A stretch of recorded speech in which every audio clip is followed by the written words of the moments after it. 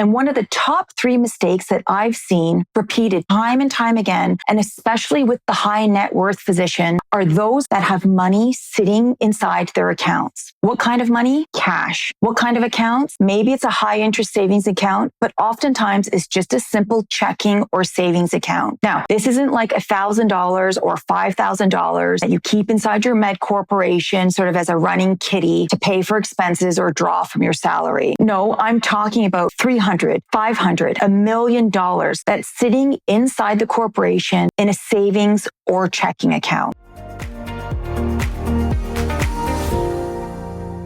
Hi, I'm Dr. Genhee So, founder of ElevateMD, and today we're going to talk about one of the top 3 mistakes that high net worth physicians make. The more I open up dialogue and conversation about money with physicians, the more that's revealed to me with respect to mistakes that we make, common mistakes that are pervasive. And when you ask these doctors, why do you have this money sitting there? There are a couple of reasons. Number 1, it gives them a sense of financial security. Hey, I get it. I often like looking and referring to my investments and accounts, checking up on them once in a while to see sort of where the growth is and how much I've made in my investments. And so when they go and they look at their balance and they see that $1 million sitting in the savings, there's a feeling and a sense of security there that it's always going to be there for them. It's a nice big chunk of money that they know that they can trigger, pull, use, spend, enjoy at any time. But what they don't see is the silent wealth killer that's happening in the background. And that is one word: inflation. It's one of the pervasive silent wealth killers that is so sneaky that if we don't actively think about it, learn about it, and acknowledge it, it'll eat away at our wealth and just keep pushing out our retirement age further than we want to. Inflation typically, they say, is about 2%. So just imagine if you have $1 million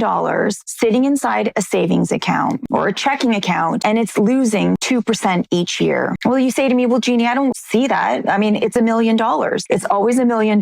What's happening is that the cost of everything else is going up. And so your $1 million value sitting inside that account is staying the same, but the purchasing power that $1 million buys decreases with every year that passes. And you don't recognize it because the actual value in your account stays the same, but everything around it changes. The other common reason I hear that physicians keep that kind of money, hundreds of thousands of dollars inside a checking account, is because they're waiting for the right time, for the right opportunity to invest. And to those physicians, I say, you're still losing on inflation by having it sit there. And most of the physicians in this scenario feel paralyzed because they're either waiting for the right opportunity that oftentimes never comes, and they're losing to inflation at the same time. And really, quite frankly, investing even in something safe with a low return is better than not investing it at all. If you're that type of doctor who is saving hundreds of thousands in a checking account to be ready at any one moment, what I would say to you is act sooner than later. If you don't know or you haven't found the right opportunity, come visit my website, talk to me directly, and I can help you find a place for that money so that at least you don't lose to the pervasive cuts